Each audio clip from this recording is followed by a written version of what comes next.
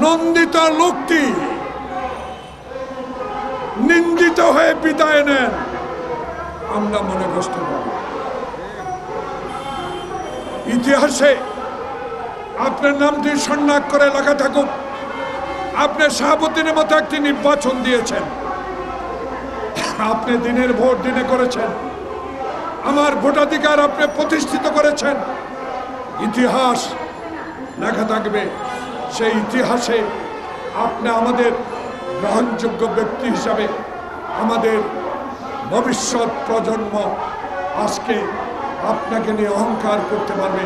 তাই আপনার কাছে অনুরোধ, অনতিবিলম্বে এই তিনজনকে উপদেষ্টা পরিষদ থেকে আপনি চিঠি দিয়ে দেন, অনুরোধ করেন তারা যেন নিজেই পদত্যাগ করে, নাহলে তিনজনকে এই উপদেষ্টা পরিষদ থেকে আপনাকে বিদায় করতে হবে।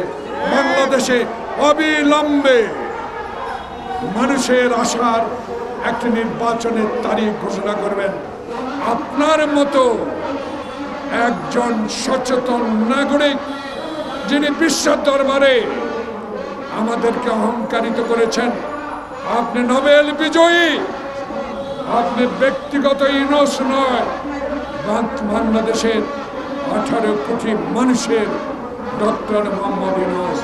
কিন্তু গতকাল আমি বিস্মিত হয়েছি, আপনি নাকি, আমি পত্রিকায় দেখেছি, কতটুকু সত্য আমি জানি না, আপনি এনসিসি নেতাকে বলেছেন আমার পদত্যাগ করা ছাড়া কোনো উপায় নাই। কতটুকু সত্য আমি জানি না।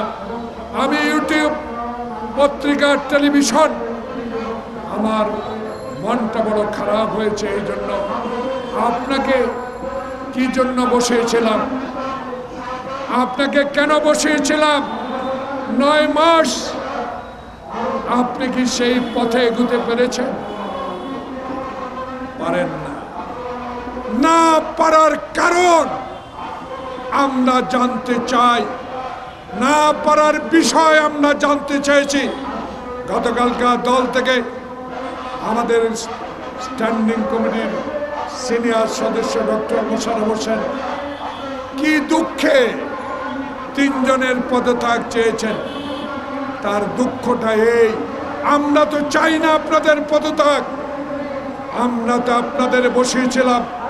বাংলাদেশের মানুষ যে জন্য আন্দোলন করেছে, একটি নির্বাচনের জন্য 9টি মাস অতিবাহিত হলো, কেন এখনো নির্বাচনের ম্যাপ দেওয়া হচ্ছে না? তাই আজকে কাদের পরামর্শে, সলা পরামর্শে, কাদের কান কথায় এখনো নির্বাচনের তফসিল ঘোষণা করা হয় নাই। তাই আমাদের দল বাধ্য হয়ে বলেছে আপনাদের তিনজনের আগেই পদত্যাগ করতে হবে। খলিলুর রহমান সাহেব কোন রাজপথে মিছিলে ছিলেন? এই সালাম রহমত আপনারা কি দেখেছেন? খলিলুর রহমানকে কোনোদিন বাংলাদেশের রাজনৈতিক অঙ্গনে গণতন্ত্রের জন্য, ভোটাধিকারের জন্য, মানুষের সেবার জন্য এগিয়ে এসেছেন? এমন কথাটি উনি বলেন, যেই কথাটি বাংলাদেশের মানুষ গ্রহণ করে না।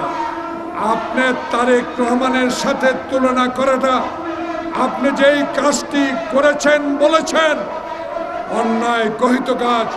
তারেক রহমান স্বাধীনতার ঘোষকের সন্তান, তারেক রহমান সেক্টর কমান্ডারের সন্তান, তারেক রহমান বাংলাদেশের সাবেক সেনা প্রধানের সন্তান, তারেক রহমান বাংলাদেশের বহুদলীয় গণতন্ত্রের প্রবক্তার সন্তান, তারেক রহমান আপসের নেত্রী খালেদা জিয়ার সন্তান।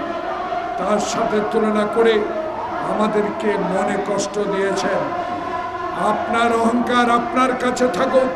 বাংলাদেশের রাজনীতির ইতিহাসে জাতীয়তাবাদী শক্তি যে আন্দোলন সংগ্রামের মধ্য দিয়ে বাংলাদেশের মানুষের অধিকার প্রতিষ্ঠার জন্য আজও টিকে আছে, তারই ভারপ্রাপ্ত চেয়ারম্যানকে আপনি যে তুলনা করেছেন, অবিলম্বে আপনার এই কথা প্রত্যাহার করে নিতে হবে।